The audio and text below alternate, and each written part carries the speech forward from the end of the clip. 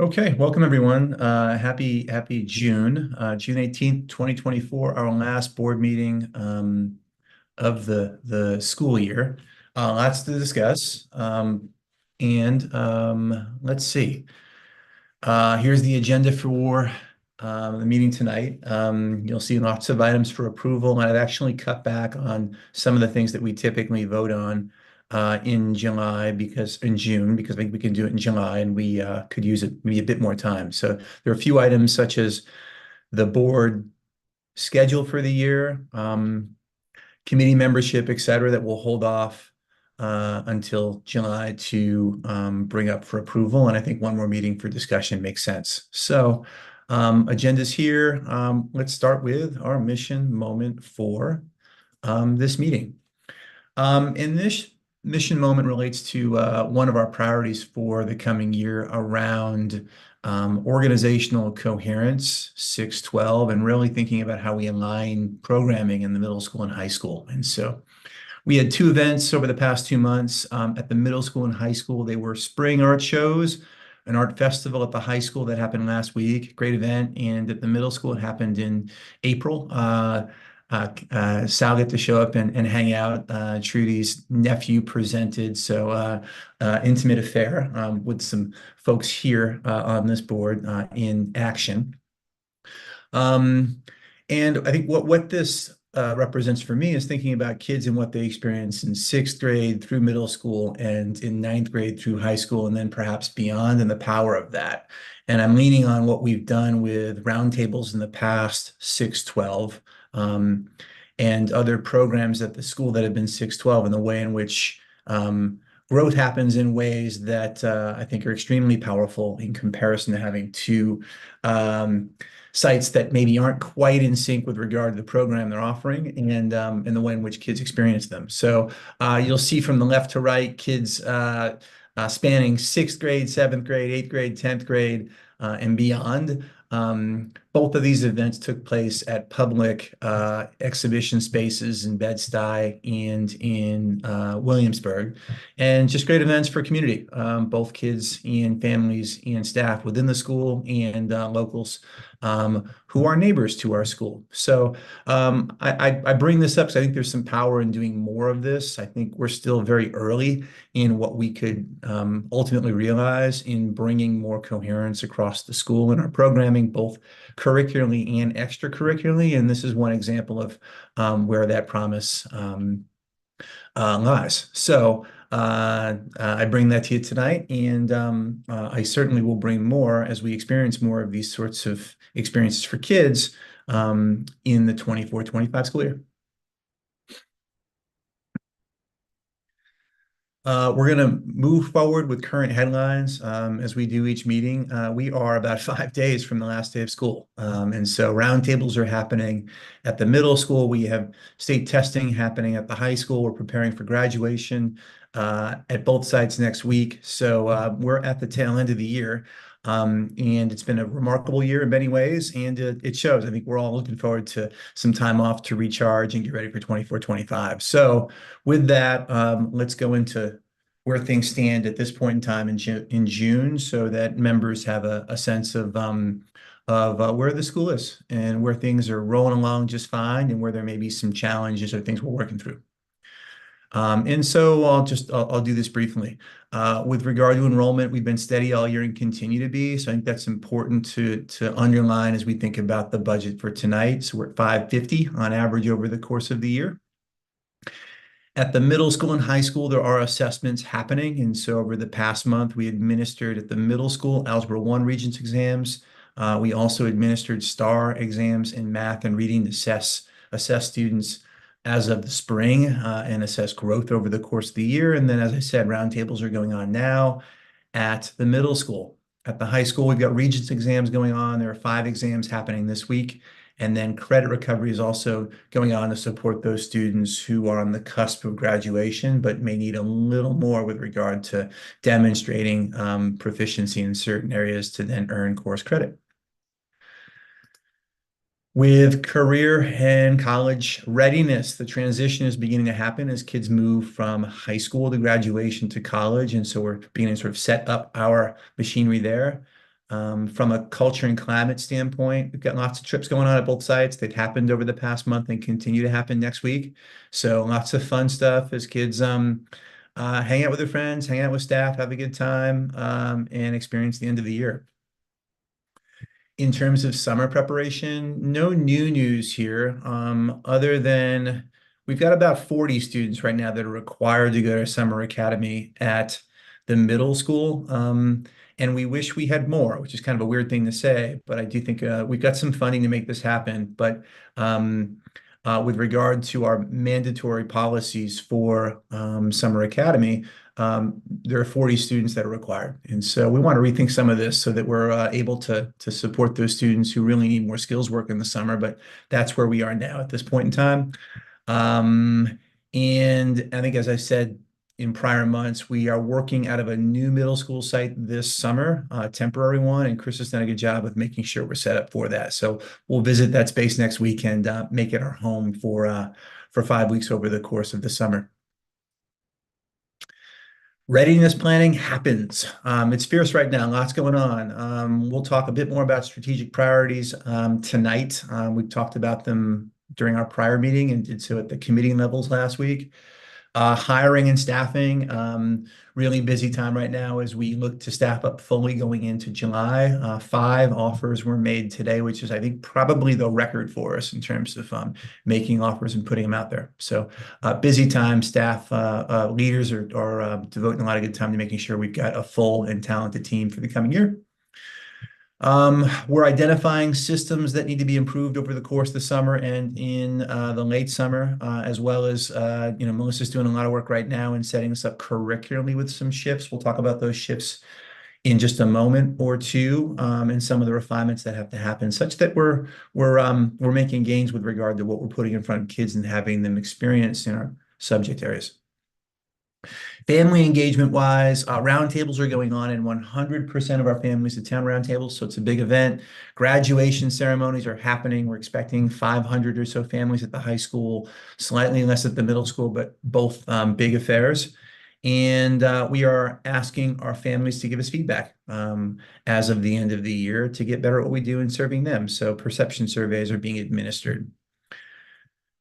From a student recruitment and enrollment side of things for 24-25, we are at this point in time down 3 enrollees in the 6th grade. Those are students that are coming to our school and have submitted their paperwork in the 6th grade versus where we were last year at the same time.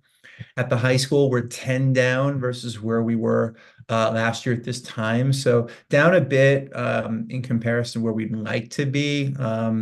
Team is hunkering down and making calls. We've got a few strategies with regard to communication internally with our existing families that we think will bear fruit. And so that's where things stand now. And we are continuing to go strong in ensuring we've got a strong and healthy student body in the coming year.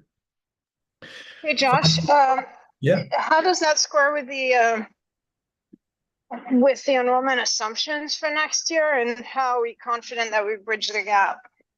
Well, I think so. In squaring it, the budget we're going to put forward tonight for approval has us at 545. Over this year, we've been at 550. So from last year to this year standpoint, this year to next year standpoint, we are assuming slightly less over the course of the year with a bit of buffer. From an enrollment standpoint and recruitment standpoint, we're down a bit over where we were last year. So there's ground to be made. But do we feel like we can make up this ground? Yes. And so that's the work. So in a nutshell, we've got a little bit of work to do to get back to where we were last year. And if all holds and we are in the same place with where we were last year, we should expect 550 students. One additional point here with 8th grade retention. We're roughly in the same place as last year, but I think, as I've said before, this is not the place we want to be in. We want more of our 8th graders continuing to our high school. And so I think we've got to step back and do some more structural work over the course of the full year. There isn't a lot that we can do at this point in time. There are a few families that are still on the fence that we're communicating with. but we're generally in the same place we were last year. And so going back to that vertical alignment and coherence 612, that's really, I think, where we're going to make headway and make progress in having more of our students continue our high school. At the SLC and AFC committee meetings last week, we had some healthy discussion with regard to staffing for the coming year. And in general, we feel pretty good about where we are. As I said, we made 5 offers for the vacancies you see on the screen right now across sites. And so I expect a few of those to come in the coming days with I'm ready to sign on. I'm excited. Let's do this. And one of the concerns that we raised with the committees last week was just how we best go about preventing staff who are planning to return not exiting during the summer. It's really hard to backfill at that point in time. And so you'll see in the table below some strategies that were discussed at the committee levels to sort of mitigate that. And there was some good feedback and some good ideas coming from those committees. And so we're employing each of these strategies now and going into the summer such that we don't have some of these new vacancies pop up later in the year where, again, it's hard to fill them. And at the same time, in comparison to last year, we've got some really solid systems up and running around hiring where we just have more applications coming in because of some software that we're using, and we're acting on that fairly quickly. So in the event that we are in a pinch and have an opening in July, August, I think our machinery is better than last year in finding quality people to team up with. So. Curricular shifts, I'll just go through them quickly for today. We are making shifts in the coming year. A part of that is motivated by coherence across 612. And so Melissa, just chime in if I'm missing anything here, but we're increasing at the middle school in the coming year. We are adding one additional section of Algebra 1, which is a good thing. So we'll go from 1 to 2. We are also introducing a new grade 6 through 10 aligned ELA curriculum. And we're using some new intervention software in the coming year that's fairly well utilized by other schools in New York City, and we feel like it's going to do some things that STAR does not. And so excited to employ that in the coming year. At the high school, we're dropping earth science and picking up physics.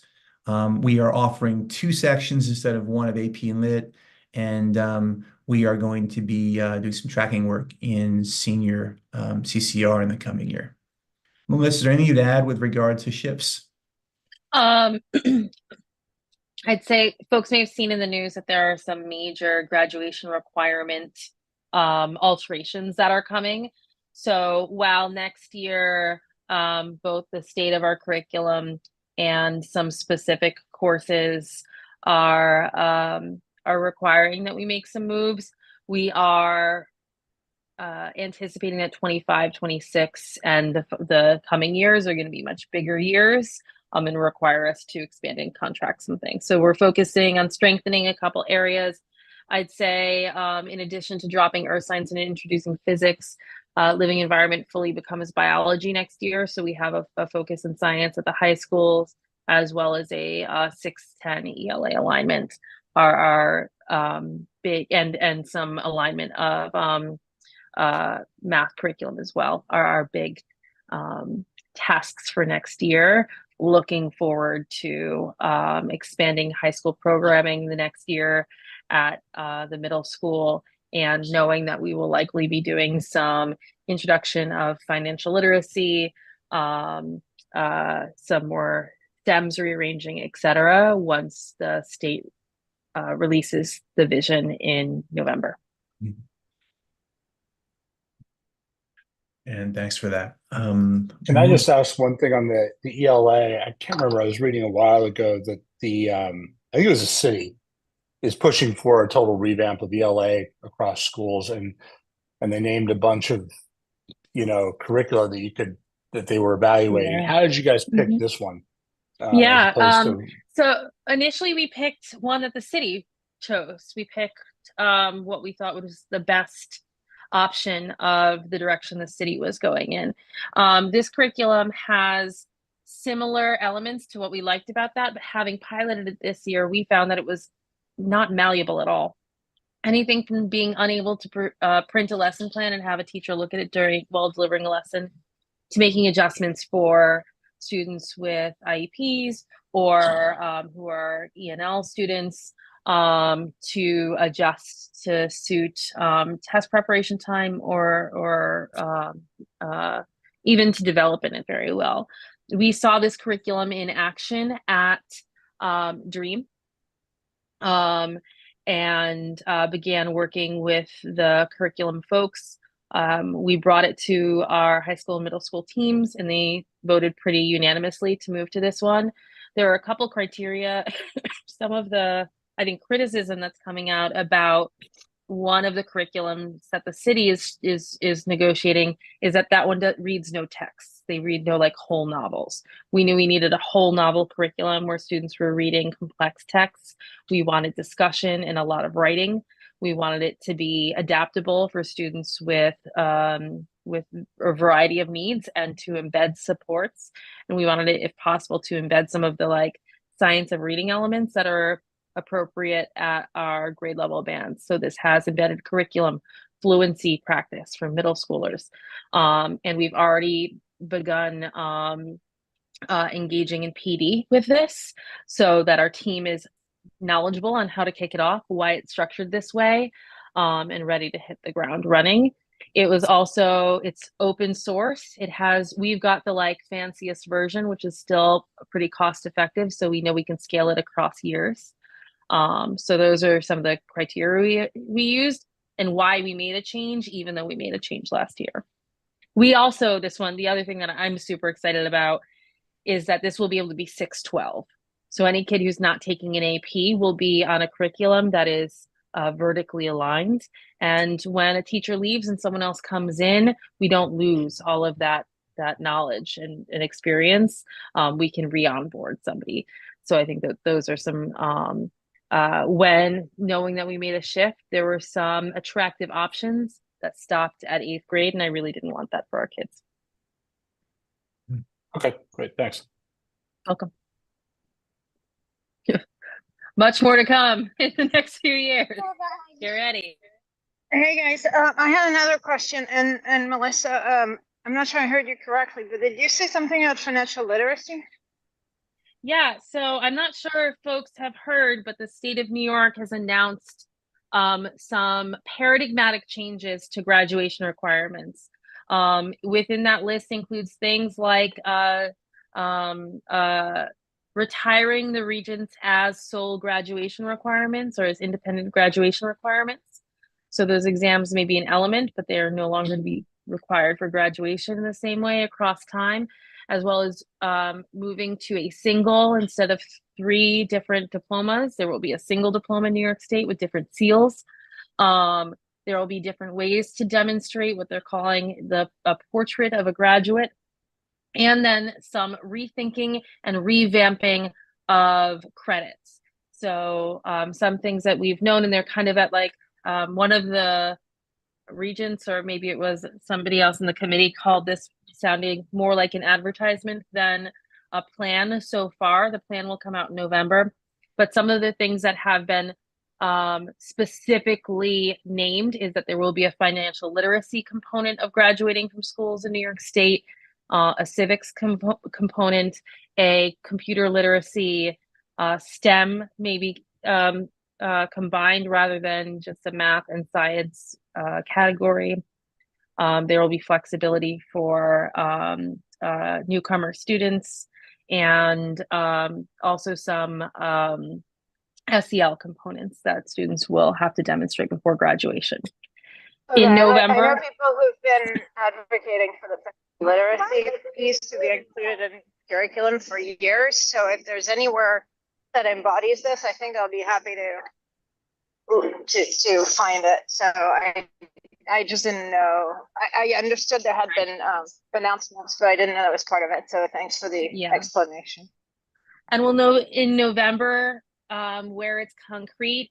We have on the screen here tracking in senior CCR. What we mean by that is that we know that career and college readiness and a pathway that has things like internships is one of the paths that will remain, and it exists now and is important for a couple of our students who are graduating.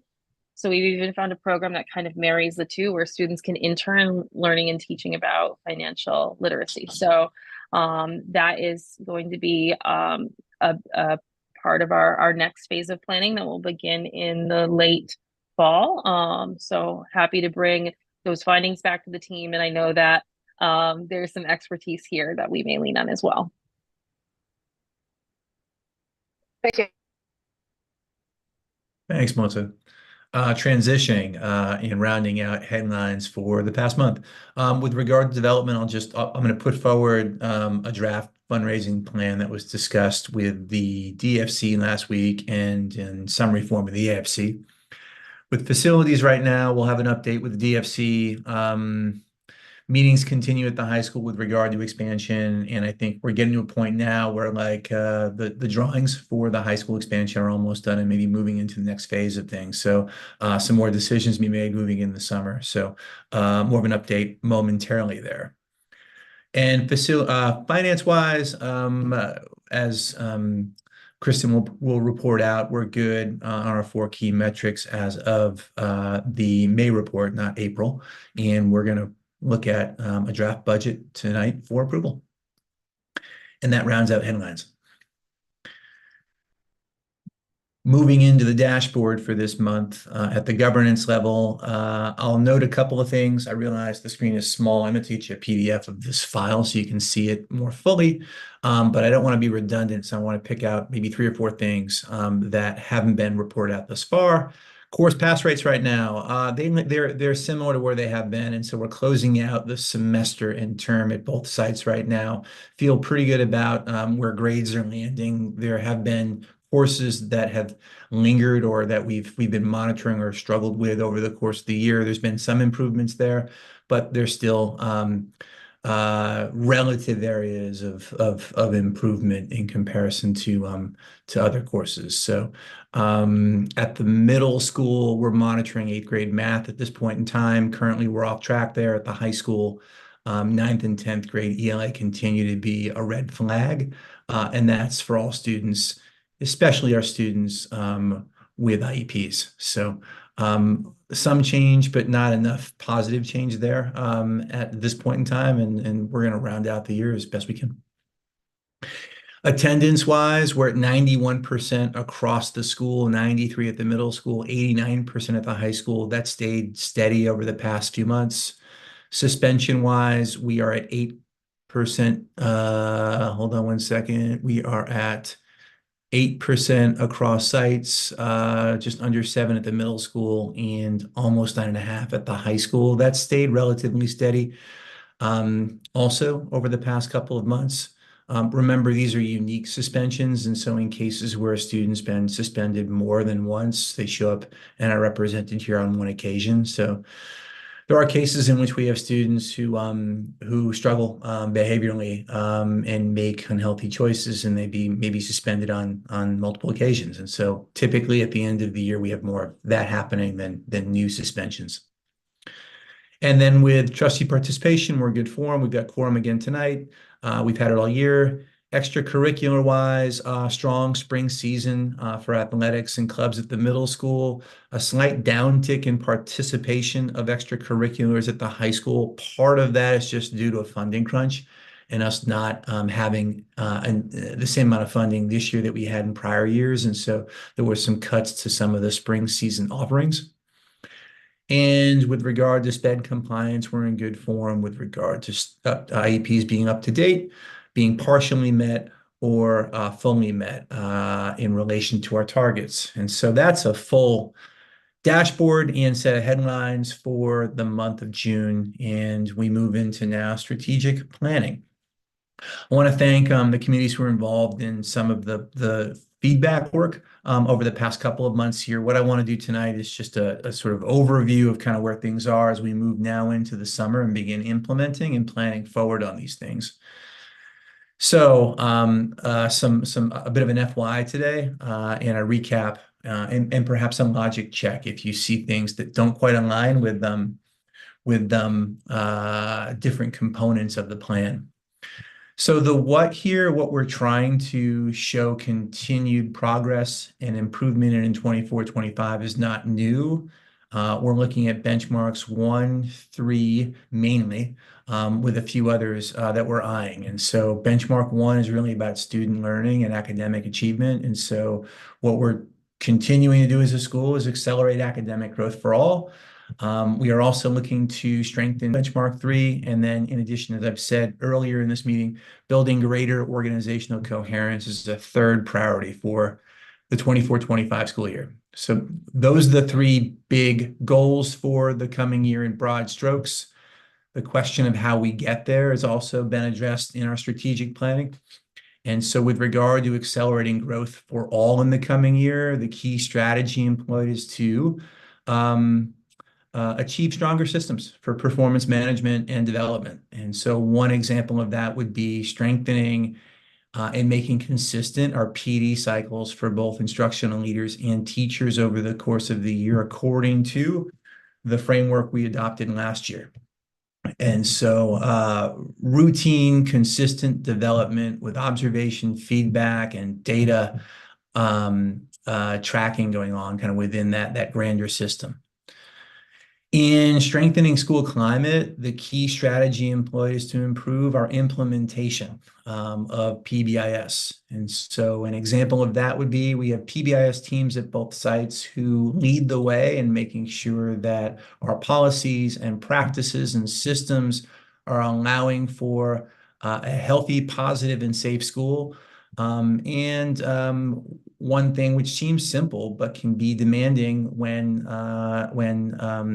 people are busy and there are competing commitments is just making sacred and keeping consistent strategic meetings over the course of the year on a monthly basis. And so there were gaps this past year, and so making sure that like we're holding space and time for those team members to get together and strategize and troubleshoot such that, again, we're making progress over the course of the year with regard to a positive, healthy learning space for kids.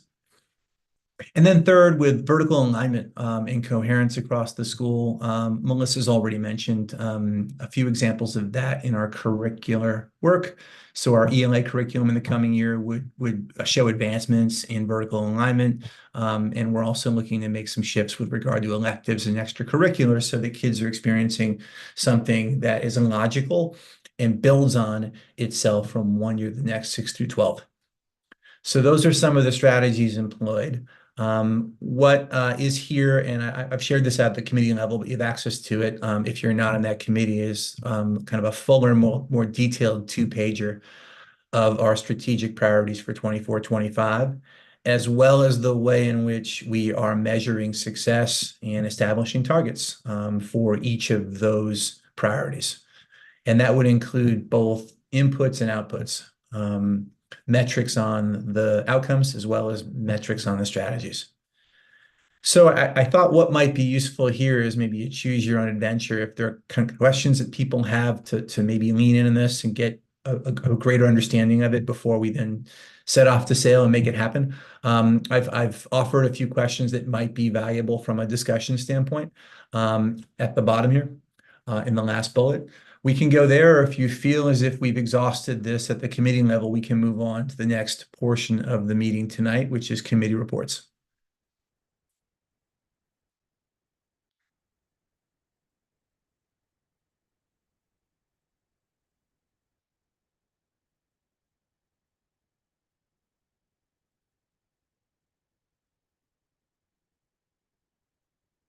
Preference here. Jim, you want to call this? Would you want to move on, or is there something we want to lean into priority-wise? I'm not hearing anybody. Yeah, go ahead and move on. Yep. Okay. All right, so we move into committee reports, and I want to thank everyone for a productive set of committee meetings across the board last week, and so we are here and are in a position to have some report outs and discussions on where things stand. At the SLC level, you see the agenda in front of you, and we've touched on a number of items that we discussed at the committee level last week. What we're now going to do, which we haven't done yet, is discuss some and provide some updates on graduation forecasting and on Regents exams prep and forecasting, which is now happening at the high school. So Melissa's going to take a few minutes now and offer those updates. Sure. So Regents are underway. We are almost halfway through now. We've had 3 days of Regents testing. We have another 4 left. And so looking at our big 4, we think that we are on track in Global 2. We think we will trend up from last year in living environment in ELA. And we are concerned we are off track in Algebra 1, though we cannot say that definitively. I have what we've looked at through the year, last year's pass rate for us and for the city, our mock exam, which is the last time students took an exam in the format, actually a prior release exam. I talked last time about how I was doing weekly quizzes so that we could keep a pulse on how students were doing, where each week they're doing some released questions, generally grouped around a standard. Teachers have been using that information to make small groups and tutoring groups with students and address in class when we see that students are off track for where we want them to be. Our Algebra 1 exam, it will be the first time the exam is given in this format, and we'll have a new chart to decide who's proficient, who's not. We'll know more about that at the end of the month. That was given some weeks ago. We should have our information on ELA tomorrow, including the pass rate for the student, the graduating student who needs the most, as well as living environment by the end of the week. This is just an accounting of what we've done so far. Some of the things I just voiced over around regularly assessing, using that information for small group instruction. And I've been supporting more Sal and Katiuska in planning these systems. Any questions on our Regents forecasting? When we next see each other, we'll know. Graduation forecasting. I'm actually going to tick this up since I last met with the SLC. I said my prediction was 88%. I think it's going to be 90%. And I think that's going to represent us graduating every single senior who walked through Unity's door this year. The student I was most worried about did complete his coursework last week, and that includes working with Edgenuity, an outside entity, for an online class. We have 2 students who one will and one may be pursuing a superintendent's determination, but I see that going well. And we're waiting for the Regent score for one student, but in some back of the envelope hand scoring, it's looking to be positive. That means that though 78 students appear on our roster and 72 appear to be seniors with Unity this year, we've seen 70 of these students at all this year, and all of them will graduate. We should be reporting 90%. This is, of course, thanks to some like incredible individualized planning, Regents tutoring one-on-one, creation of internship opportunities to pursue CDOS in the last minutes for our student in the most duress, and just some incredible work by Emily Bean, Grace Yoon, and the team at Unity Prep High. Any questions here? Thank you, Melissa. So that concludes the report out from last week's SLC meeting. Unless you see something else worth highlighting here. No. And so we'll then move on to the next committee report out, which is the AFC. And it was a long meeting on Friday. I want to thank Jeanette and Marion for their 90 minutes of like intense attention. I guess maybe the move here would be is given attendance here tonight. Jim, if there are specific questions you want to dive into with regard to this budget, we can do that. Otherwise, we can have Kristen go through the deck we did on Friday in a somewhat summarized fashion, what would you? Yeah. Josh, do we not have a quorum? We do have quorum tonight with Oh. you. Yep. And so I'm I don't sorry, have Jim, anything specific. no? Okay. Kristen, why don't we do this? Why don't we go through this in a more abbreviated fashion? And if there happens to be a point of interest, we can have a bit of discussion before then moving into other committee report outs and then ultimately voting on the approval of this budget. Sounds good. That make sense? Yep. Okay. You want to So keep it there? I'll take the deck. Go ahead. You go ahead. So, just real quick, key assumptions as we're looking into our 24-25 budget. We are projecting an enrollment of 545, as Josh indicated earlier this evening. We're sitting at 550 with our active enrollment for 23-24. So a little bit of a buffer there. And our per pupil allocation for regular education is at 3.84%, which is $19,044 per student. That has been confirmed by the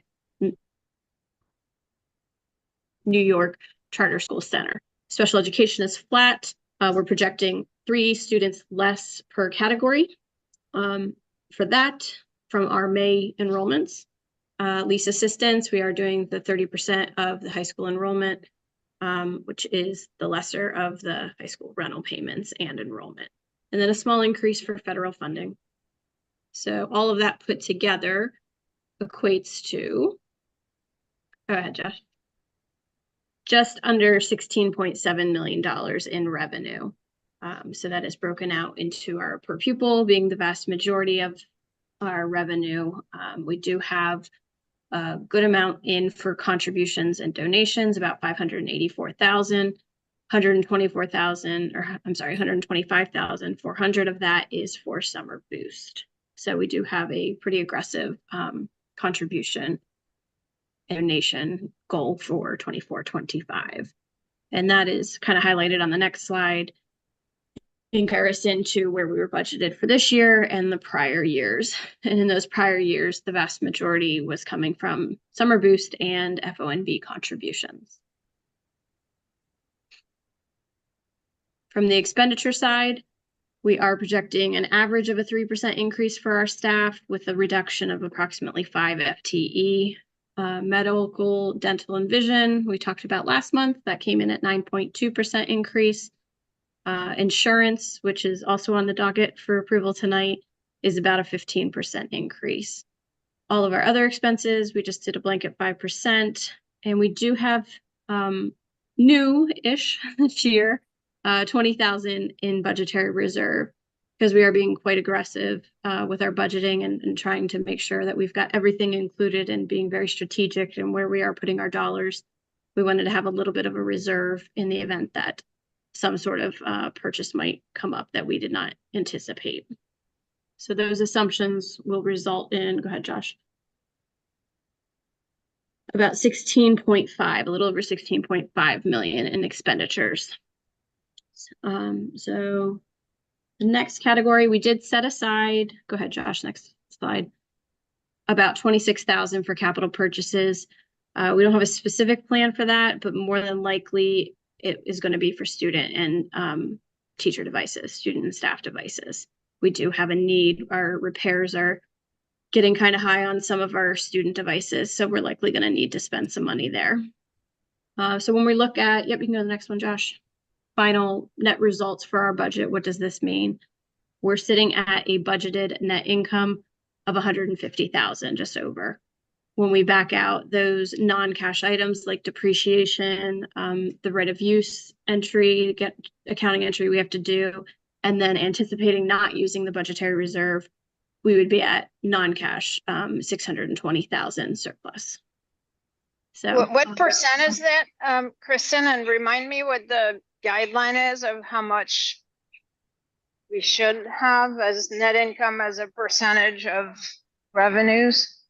So it's essentially the margin, and we should be greater than 0. So just bringing in more, having more revenue than No, but expenses. there was a guideline out there that we were looking at, and I forget whether it was a CSBM or something of the sort, whether it was like 2% or 5% or 3%, or like there was a number we used to,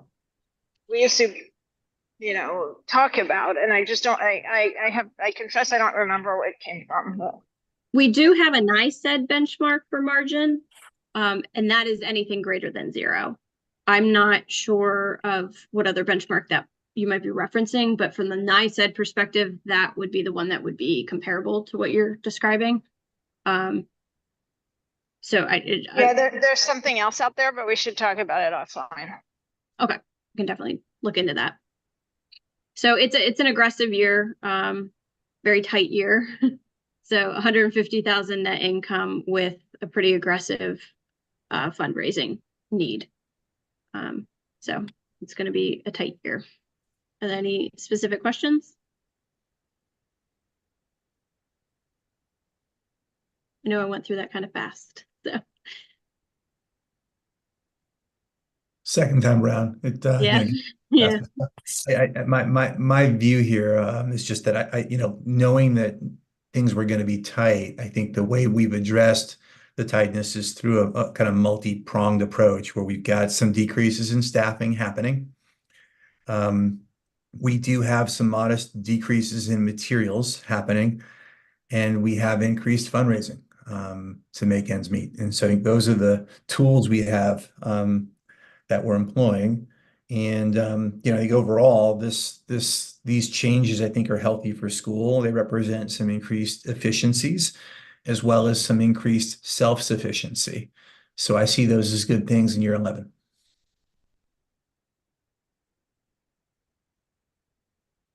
Yeah, I think fundraising is the issue. Go ahead. Sorry. Yeah, sorry. If the fundraising, I mean, at some point, if the fundraising is not happening, and I don't know how you think about this, 3 months, 4 months in the year, you're gonna have to change something on the cost side. Have you thought through what that would look like? Yes. What are the barriers? Do you want me to, Josh, or you? I think we would have to make some hard decisions as we've done in the past when things have come up and we've had to make ends meet. So 20% of our budget is tight already due to wanting to be efficient and due to needing to be efficient. And then a vast majority of our funding is staffing. So we would have to make some tough decisions depending on the level of need.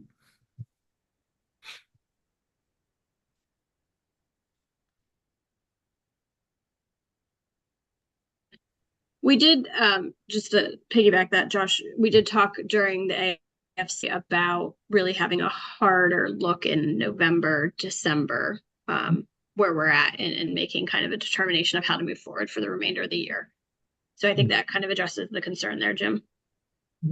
Yeah.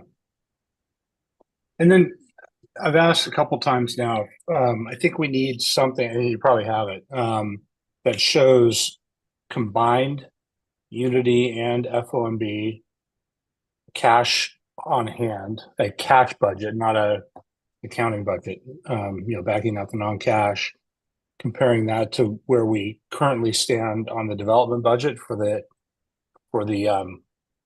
adding the floor to the school. Do you guys have that so we can see how that plays out over time? So we are finalizing the FONB budget, so that way we can finalize kind of what that looks like, Jim, and in anticipation of what cash outlays are necessary for the construction project.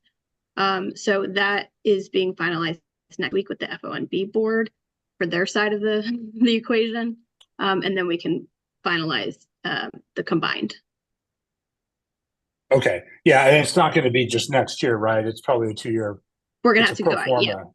Yep. Because FONB is a pretty substantially different budget year going forward because of the bond and some of the expenses that FOMB is now incurring. We want to make sure we have a solid 24-25 and then use that to build out those 3 to 5 year range projections. Okay. Yeah, so what I was going to say, which kind of goes in the same direction as Jim. Is I think we're combining in the budget fairly aggressive or very aggressive assumptions on fundraising with robustly aggressive assumptions on enrollment, given where we are today. And I think I certainly hope we meet both of these, but I think we need to have a very ready to implement plan in case we don't. And I think it needs to be more than, hey, we'll make cuts if we need to. I think we need to clearly know what these things are going to be if we need to move on them by September. Or, I mean, September for enrollment or October, and, you know, call it November for fundraising if that's what we were talking about. But I think I'm not objecting to this, but I think we need to have a very clear plan B because we're playing it a lot closer to the line than we ever have. Yeah, no, I agree with you. I agree with you. And like, I want to have a really robust plan A, which is like, let's Sure. continue to relatively be really strong with enrollment and recruitment, which we are right now in our district and in our community. And then let's build the right machinery to be really self-sufficient or much more self-sufficient and be successful with some development. So I'm with you. I think it's an and. We just got to do both, but I don't want to plan for the worst and then under plan for the best. Which I feel like I've been guilty of before, which is not getting ahead on the development front, which we just haven't really devoted the time to it.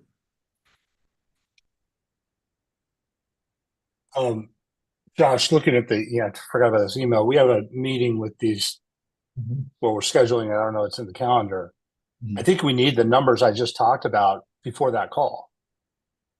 That's what they need to know is, okay, going out for the next 2 years, how much cash will be available to do this at FOMB? How much cash will be available at Unity? I think to we do can this. get a number in fairly direct form for the coming years out. I mean, Kristen, I think there's a back of Well, the look, the math's pretty straightforward. I don't have the numbers in front of me, but it's rents, rents less bond payment equals cash, right? and what is that number? And what does that number look like, for the next, because they're going to say, how are you going to repay this? And we're going to say, okay, it's a 5-year loan or a 10-year loan, whatever. Here is that spread. That's the revenues at FOMB and some expenses. But fundamentally, if we can't answer that question, then, nobody's going to loan us any money, right? Yeah. So we need that tomorrow. And it should be, it literally is those two numbers, I think. There's probably a little more to it, but that's probably about it.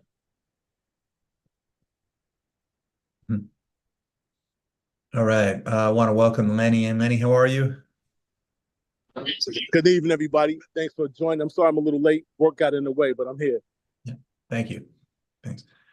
Ian, anything? So, Lenny, we're going through the draft budget for 24-25. It will come up for approval tonight, and we're just going back and forth on some next steps, and then some considerations for what this budget kind of means attention-wise for the coming year.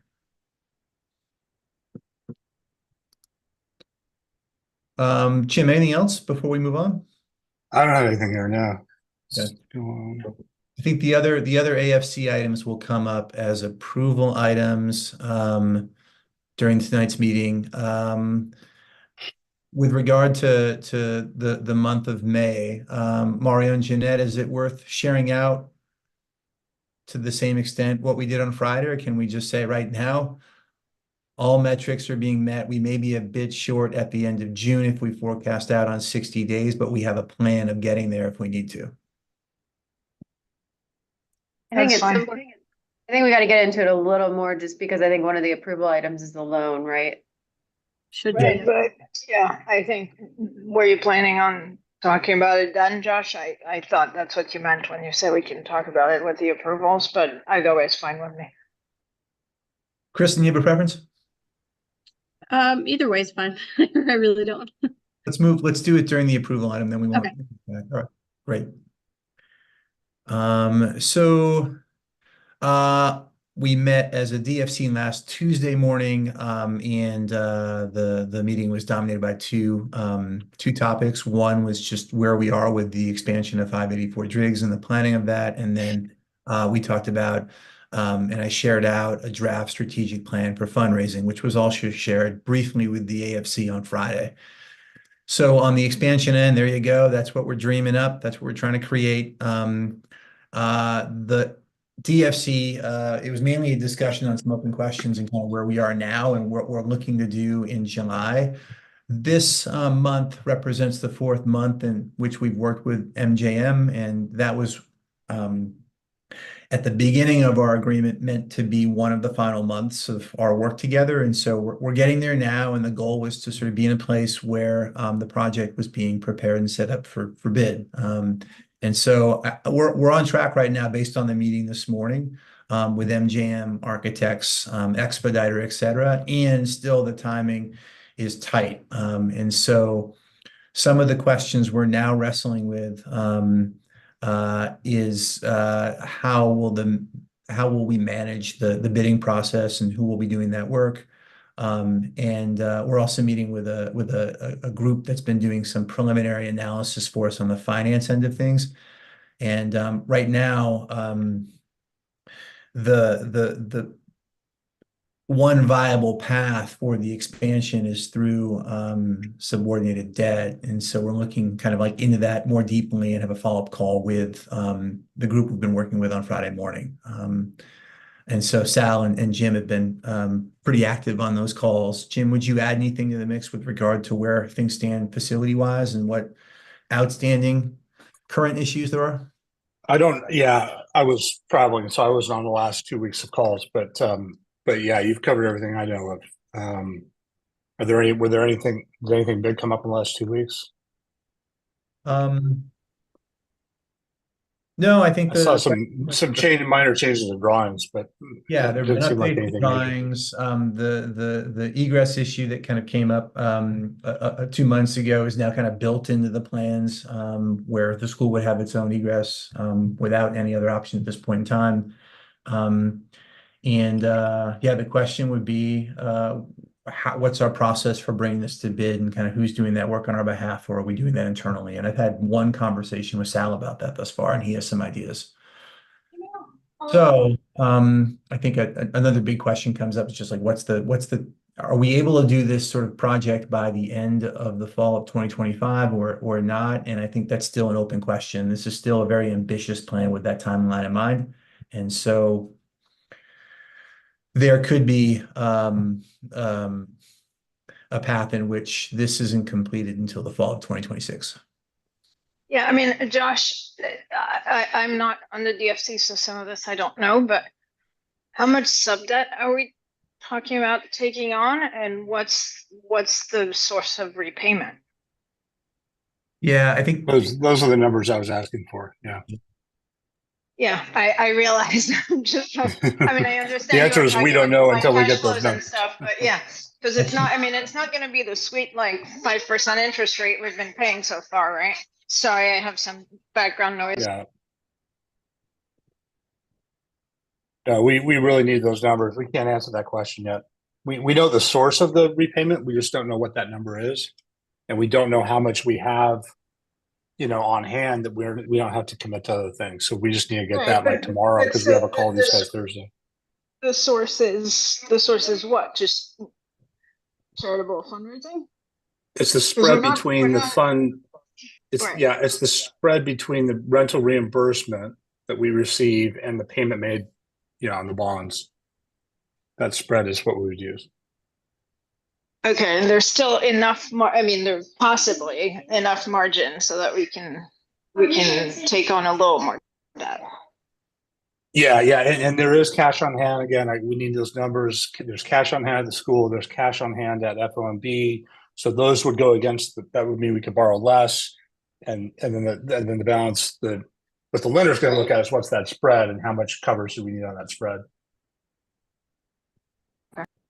Jim, correct me if I'm wrong, and I might be totally wrong. With the expansion, wasn't there also a consideration of it, like an amendment to the lease agreement between Unity and No, no, FOMB? no, no, no, no, no, no. No, we've got a side letter, but that's not an amendment. Yeah, we can't amend the lease. The lease was part of the bond underwriting. So that's been off the table from day one.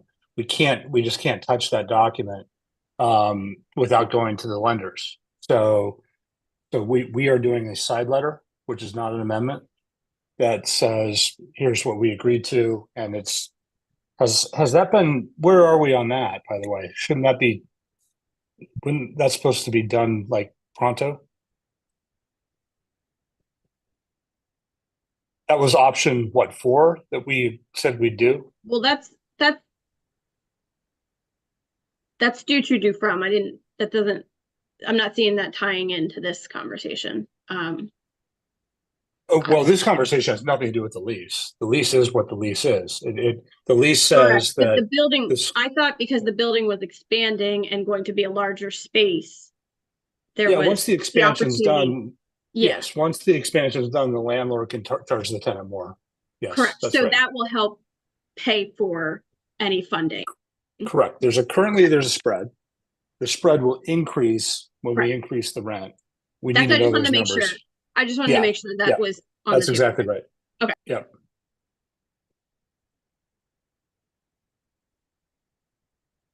So that was discussed with facilities. We'll move into fundraising now. And again, I shared out this draft plan with both the DFC and EFC on Friday, and a majority of folks in the call are within one of those two committees now. So Lenny, this is sort of new to you, but for others, it's somewhat familiar. And so what I want to do now is I want to revisit this one more time. I think it's got to be um, uh, fleshed out further as we kind of build in actions and action plans, but I think it does a pretty good job of providing a framework for how we operationally over time increase our fundraising capacities in ways that bridge the gap between what we receive as a public school versus what the district public school down the street receives of the same size. And so, as I've said before, and I'll continue to sort of say it, we receive almost $2 million less a year in funding as the school down the street of the same size as us. And so that means that there's less resources we have available to bring experiences to kids. And so if we're able to fundraise to cover some of that gap, that means we are able to bring some of those resources and experiences to kids, which is what we do the work for. So that's the cause, that's the challenge.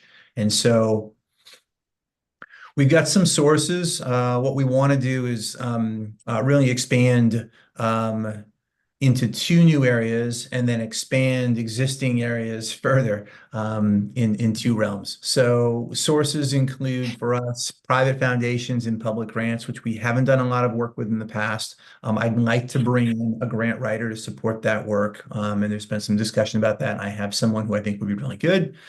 And then in addition, we would continue to sort of continue to sort of drive board donations, both with FOMB and with Unity. And we might need to bring in an additional member or 2 from both boards to sort of see this amount through, but this is not out of line with what we've gathered before in funding from our board.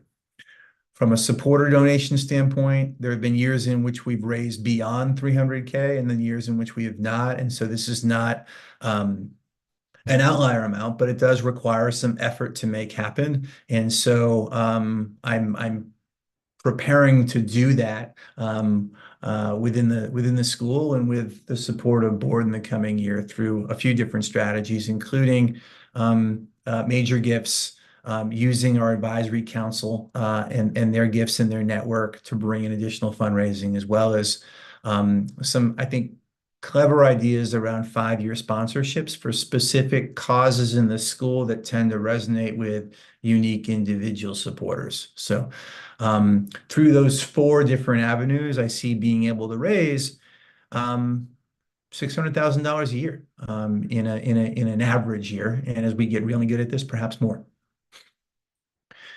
I think the expenses for doing this are fairly modest in comparison, in that means good things for yield and return on what we're investing in. And so I've got a part-time development director listed here. This would be part-time, so about 20 hours a week, and then some upgrades to website, some supplies and subscriptions to help us with our fundraising grant outlets, and then some events, maybe modest in scope, maybe bigger in scope. I think that would be all about our comfort level and putting something out over the course of the year.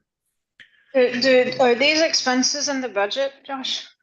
They are not in the budget. They are not in the budget this time. So this is contingent on it being raised. Right, but the assumption, we assume that we're raising the funds in the budget. So we probably should put the expenses in.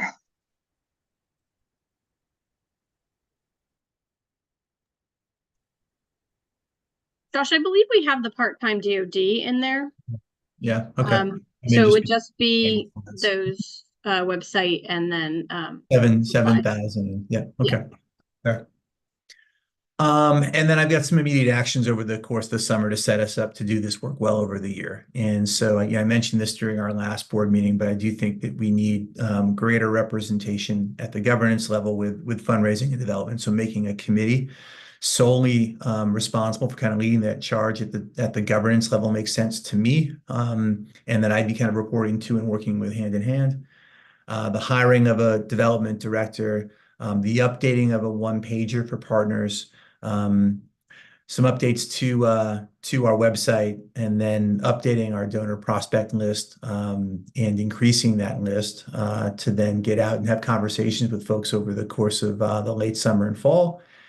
And then I've been doing this work already. We've identified 3 private foundations, just about adding to the list and making friends with those foundations who are appreciative of what we're doing and interested in supporting what we're doing. And so this has been, I think, a promising kind of new area for school, and I'm excited to explore it further. So those are some of the things we'd be doing over the course of July, and I've got some actions also in August happening. And so obviously this being fleshed out further into more detail is what's needed, but I think this gets the ball rolling. And I've thought about what this director of development would do, and so I've got outcomes for that individual as well as key responsibilities broken up into increments of time and how they're spending their time. So I feel pretty good about this too. And that is where currently the thinking is with regard to development and in increasing our capacities in 24-25, given the increasing goals for fundraising. So I guess with that, we can have an open discussion, or if there are ideas that are new to you that you put on this thing now, or say, hey, include this, or you might want to consider this. I think Marion's your question a moment ago is spot on. There was perhaps something missing, but there isn't.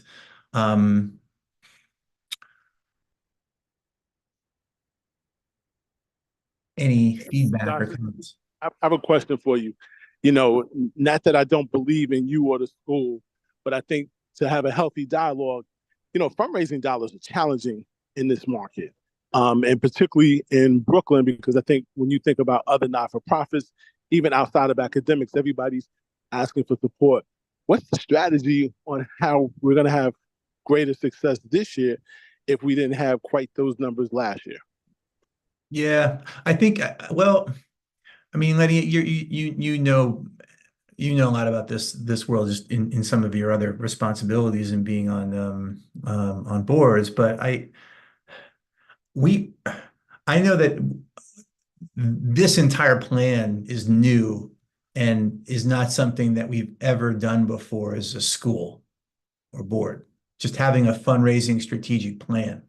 So with no plan, we're not going to really break that much ground. So just having a plan with these different components, I think, is the strategy versus no strategy. And so we've never done any work with private foundations before or grants, never applied for one other than a few with New York State. We've had a donor list before, but haven't like cultivated it in the way that you should based on best practice. That's absent. And I think the same would go for public grants. When they come up, we've applied for them, but we haven't actively sought them out. So this is about making time and space for this being something that, that again generates some independence, which I think is healthy for school in the long run and short run. Okay, that's helpful. Those are valid points. I can respect that. Thank you. That's helpful.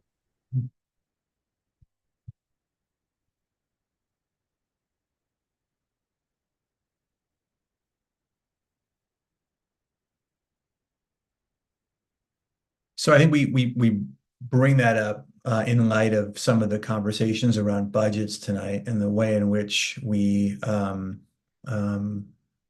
obtain some of the funding that's represented in that budget. So we've got a plan. Now we have to begin to see it through and act on it.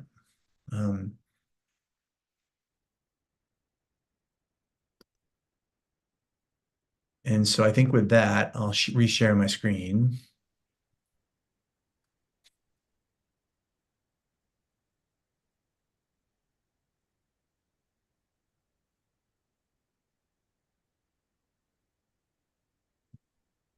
And we move into ECPC highlights. And I think we mainly just dealt with discussing roundtables and that coming up this week. And so I think the updates on my end is last month I came to you and said, hey, we're going to get 50 to 70 people at this series of roundtable presentations for this week. And we're going to come up short. I'm just not going to get there. We'll probably have close to 20 or 25 people.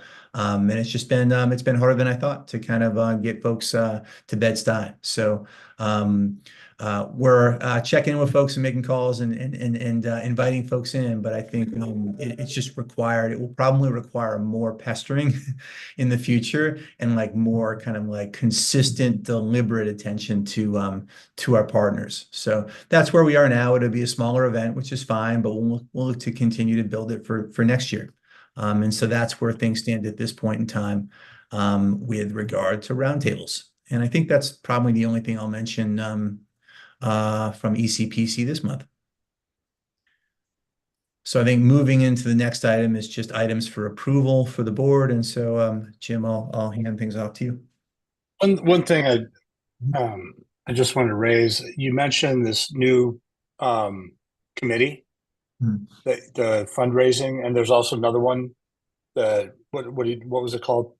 Well, yeah, there's I thought we might discuss this in the executive session tonight. Okay, we can do it. We can do it then. I just was going to suggest that we typically every year everybody kind of raises their hand and say, hey, I want to be on this one this year. And we do that shifting chairs around. Yeah. We can do that to see who wants to be on these two new ones in addition to these. Okay, we can do that in executive session. I think we're on the same page, and so I think I would propose this for this meeting tonight. I don't have a board calendar on the agenda tonight, which we typically do in June, and I don't have committee membership on the agenda for tonight. I think it's okay to move those forward to July without consequence. And that gives us a little more time to flesh things out and Okay. and have clarity with regard to what these committees are, how they act. And I think, yeah, one more month would allow for us to. We probably need to pick a date for a July board meeting, though, if we don't agree on a calendar. Yeah, I've got a date proposed for the tail end of the meeting, so I'll bring that forward. Okay, great. So yeah. Should we jump right in? Yeah, let's do it. Okay, so the first item is the re-election of Jeanette, Trudy, Sal, and Lenny to the board with a 3-year term. Flies by, team. That's amazing. 3 years. Wow. Yeah. Okay. Any questions, comments? My only question is to Josh to have confirmed that the people who are not on the phone tonight have in fact agreed to stand for re-election. Yeah, I was going to say, are you guys okay with this, Sal? Well, Sal's not on, so.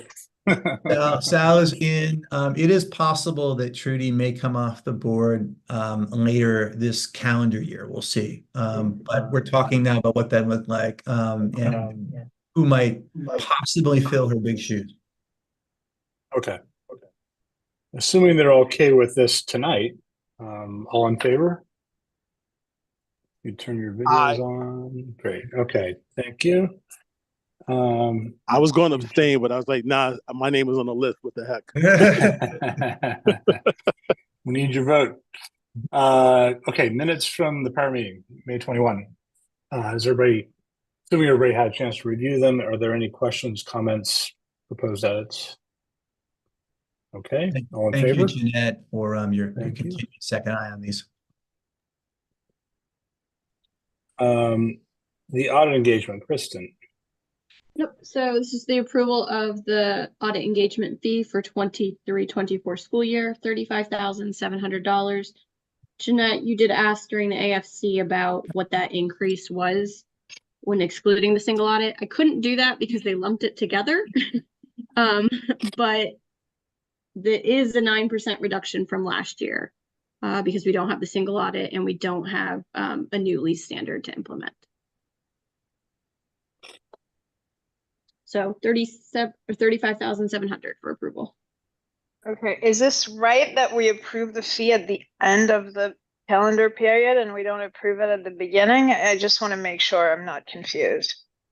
Well, they gave us the engagement letter around the time that they start field work, but I could ask them to be a little bit more proactive with that next year. Yeah, I mean, it's going down, so it's not a big deal, but I think it'd be good Yep. for budgeting if we knew what the fee was a little bit earlier. Yep, I'll ask them if we can have it in the April timeframe next year. But what number was in the budget?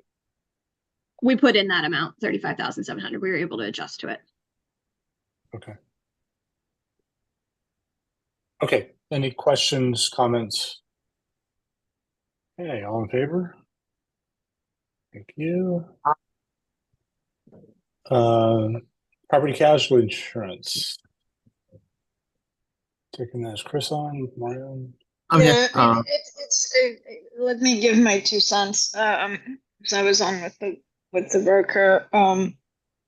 It's going up, but it's going up about in line with the increase in our insured values. Some lines are going up, some lines are going down. And my takeaway was if my home insurance premium was only increasing to the same extent the school's insurance premium is increasing for next year, I would be doing a happy dance right now. So, so I think it's overall a good result. Chris can give a little bit more detail, but I think we came out in a good place. I agree. Thank you, Marianne. So yeah, I was impressed with the work our brokers did this year in terms of finding us solid coverage. So the rates were going up at a reasonable amount.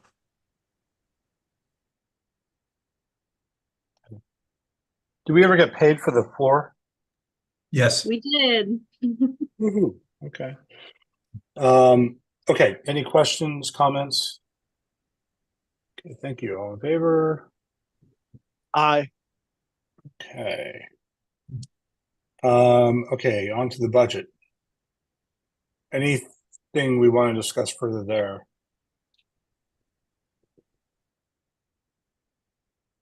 We covered it. Sorry, just as I said, I'm fine approving. I just need to see Plan B, and I understand we're not going to spend nearly as much time on Plan B as we do on Plan A, but we need to spend the right amount of time. Okay. I agree. Okay, any other questions there? Nope. Okay, all in favor? Thank you. It's approved. And then review of policies.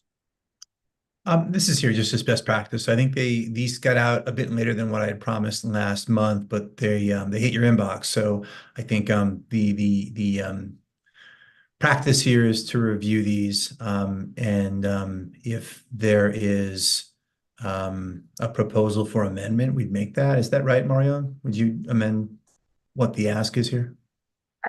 I mean, my ask would be, can we take this up next month? Because I missed it when it hit my inbox. Okay, so formally I don't include think, it. yeah, I don't think there's a need. I mean, it would be good to do it during this school year, but I'd rather take the time and not much is gonna happen during the summer that would require us to have done this, so I would, if we could have a little bit more time with them, and sorry for not realizing this was gonna be on the agenda tonight. No, but, no, there was no I think this was, that makes sense. So what we'll do, and I think that's on timeline in July, we'll have this on the agenda, not as an approval item, but just as a topic. And then there's like a sort of time for proposal or proposed amendments, right? Right, I mean, if we look at it and we see that there are some amendments need to be made, I'm sure they'll be completely non-controversial and we'll put them before the board. Yep.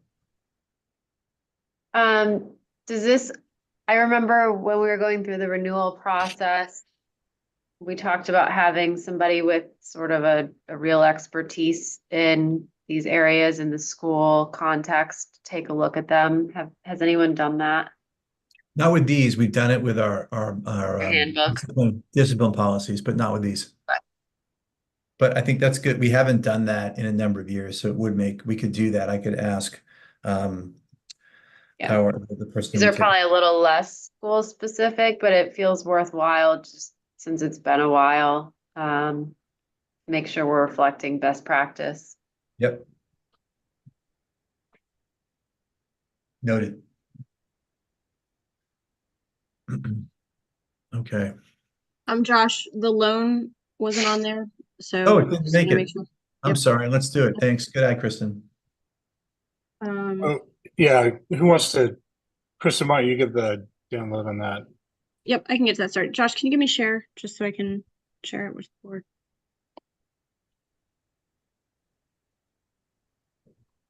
Okay. Okay. So, as of May 31st, we're projecting out our cash balance for year end. And as if we recall, NICED has a 60-day cash on hand metric that they look at for year end. And that calculation is what is our cash over our actual expenditures as of June 30th. So that has to account for all of the activity that we kind of accrue for and those GASB entries and all of that, all of the accounting entries. So it's everything. Right now, I'm projecting us to be at 59.8 days cash on hand. So just shy of the 60 days of cash on hand. So we've talked about in the AFC wanting to make sure that we meet that metric as of June 30th. So the proposal is that we do a short-term loan between FONB and Unity to get us over that 60-day threshold. I'm keeping a close eye on it and we're monitoring it as we go through the next week and a half, 2 weeks. So the proposal is that we have each board, both FONB and Unity, approve a loan agreement of up to $500,000 at the Fed market rate of 5.25%.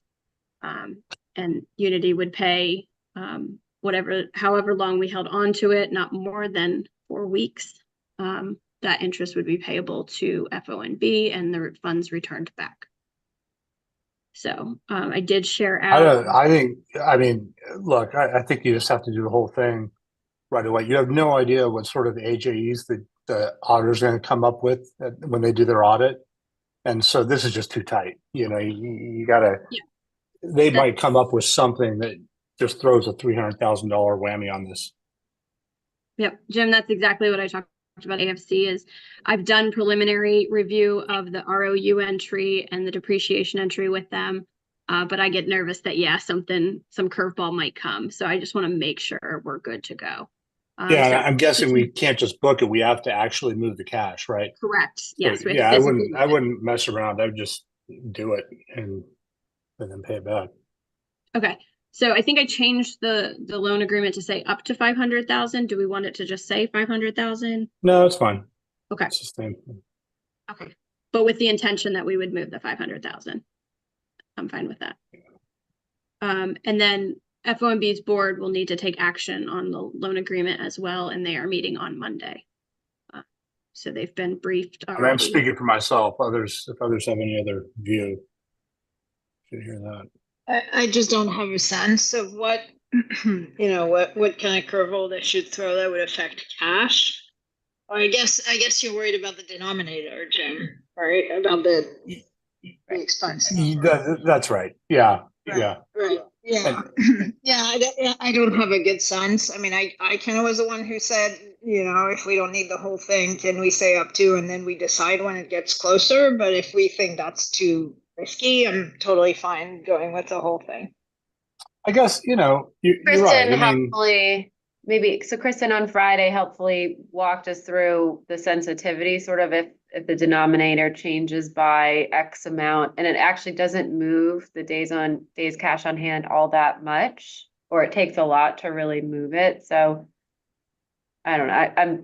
I agree with, we've got to get over 60, so some cushion is good, but it didn't have as much of a swing as we thought it may have. Yeah, I I think mean, what happened last year? Last year we kind of had a curveball right about now, right? It was like a $200,000 curveball, wasn't it? I can't remember exactly what happened, but There was a oh bigger, boy. yeah, there Yeah, was, yeah. yeah, there was a bigger issue, so we definitely want to make sure we match it this year and we meet that metric. Yeah, I've gone through the preliminary entries with the auditors, but yeah, I don't want to mess with it either. And the good news is that the funding, when transferred over to Unity, will be in our NILAF account, which is earning that same interest rate. So it's going to be a net zero. We're going to earn that income and then give it back to FOMB. That's All fine. right, And well, if you've dug in and the variances aren't that great, I said pull the whole thing over. Whatever number is reasonable, just cushion, right? Yeah, like I said to Josh, I think last week, if I had been with Unity for 10 years, I'd feel more confident in making a lesser amount. So I think I'm more comfortable with moving the whole amount just to be on the safe side. Because I just worry that something pops up that I'm not thinking about, being still in my first full year, second closing, but first full year. That's fine. Yeah, that's Yeah. fair. Okay. So it would just be the approval of that loan agreement then, which currently states up to 500,000, but we'll move the full 500. Hey, any questions? Seeing none. Okay, all in favor? Aye. Thank you. Okay, what else do we have? I believe that's it. And so I was going to propose out a time for our next meeting, given that we don't have a full calendar. And that time right now is Wednesday, July 31st at 6 p.m. It's just a proposal. I think maybe one factor here is Lenny has had a conflict with something at the hospital on Tuesdays. And so one option that I would prefer would be to move our meetings to a time when he's able to not have to go back and forth. And so maybe a Wednesday moving forward would be best. Originally, I think for the first 5 years of the school, we had meetings on Wednesday evenings. We don't have to decide that tonight. It's really about this next meeting for tonight. Yeah, I'm already flagging that I'm not going to be able to do that because I'll be in Europe at that time. But as long as enough others can make it, that'll be fine. Is there just another time that'd work on the front end or back end if we pushed it a few days, Mariana? The week before, I think I'm around that whole week, and then the week after I come back Monday night. So after, before the 26th or after the 6th or 7th, I'm around. So But I guess the July meeting couldn't be in August. So yeah, before this, before the 26th or whatever that day is. Yeah. Okay. So last week of July is the tough part for you. Does anyone else have a hard conflict? I do not. What date was that again? The 25th? The 21st, that last week of July was what was being proposed. And I think if it's possible, Mariana's going to be out of town that week. And so the week before or the week after would work for her. So the week of the 22nd of July. Yeah. I'm flexible. I should be able to make a date. Okay. All right. In that case, it'd be the 23rd, I believe, right?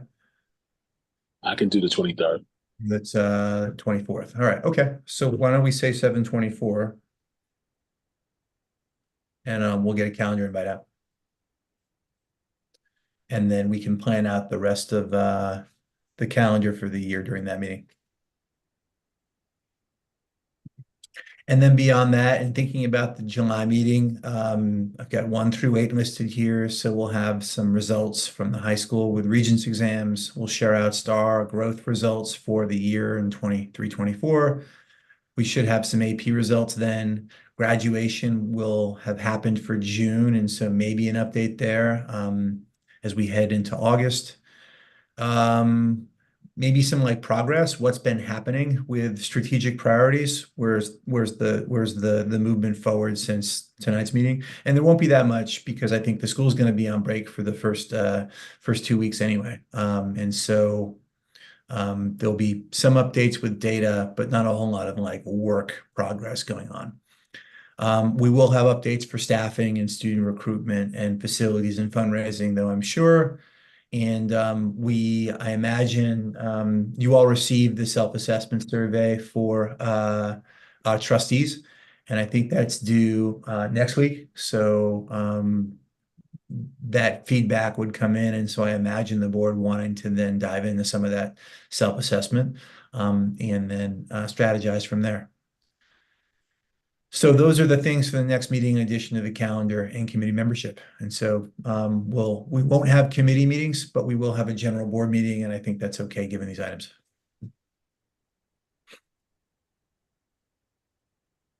Great. Should we